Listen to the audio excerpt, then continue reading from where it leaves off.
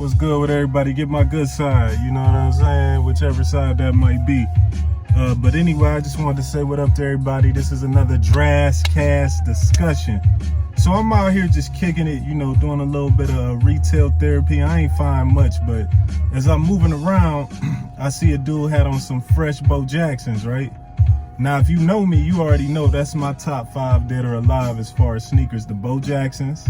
I love the Bo Jacksons. I love the Prestos. Love the Stan Smiths. I can't think of the other two off the head. Probably some type of Air Maxes, you know, 95s or the OG Air Maxes. But basically, I start thinking like, what is everybody's favorite sneaker, right? Because fashion is different now. It's a lot of hype beasts, and oh, I'm getting this because somebody wore it. But people don't really get what they like, right? So I wanted to kind of get everybody's take, like, what's your favorite sneaker of all time, or your top 3, and why? You know, like, is it your typical Jordan 1, your typical Jordan 11, or do you actually have like your own style, or, you know, your sneaker story that made you like a certain sneaker for a certain reason, right? So we want to kind of talk about that. I'm gonna run this back, OCR production as usual. So I kind of want to talk about that, right? So when you think about the Bo Jackson, you know, orange Bo Jackson, New York Nick in it, you know what Siegel said. My favorite shoe, or Nike, or top 3 is the Bo Jackson, right? The SE Trainer 2, the SE Trainer 2 High, right? Now the reason I really love the sneakers because it's like, it's got sentimental value to me, right? So back when I was in high school, you know, I wasn't like huge on sneakers. I wasn't begging my parents, oh, my allowance, can I go get this? I didn't really care about that. You know, I was into sports. I was into drawing a little bit, art. I was into music a little bit. So I wasn't really stunting sneakers like some of my peers were. But I never forget, I was in the back of history class or social studies with my homie Make a Meal Will. You know, Big Will was good. And we just chopping it about kicks, you know what I'm saying? Just like, yeah, man, such and such fire. And he like, man, you know what kicks I just saw at Dunham's? And for y'all that's from that are from the 216, you know, from the east side, you should know about Dunham's. It's a sporting goods store. So he was like, man, I just saw the Bo Jacksons at Dunham's. And I'm like, oh, word? I ain't thinking nothing of it, you know. I'm thinking it's a sneaker I can't afford, and I ain't even about to bother my parents with it, man. We got other stuff we focused on, not sneakers. I had sneakers. And then he was like, yeah, bro, they $35. I said, what size? You saw the beat drop? Even the beat was like, what? So he said 35, and I think it's like a size 13. I'm like, bruh, that is my size.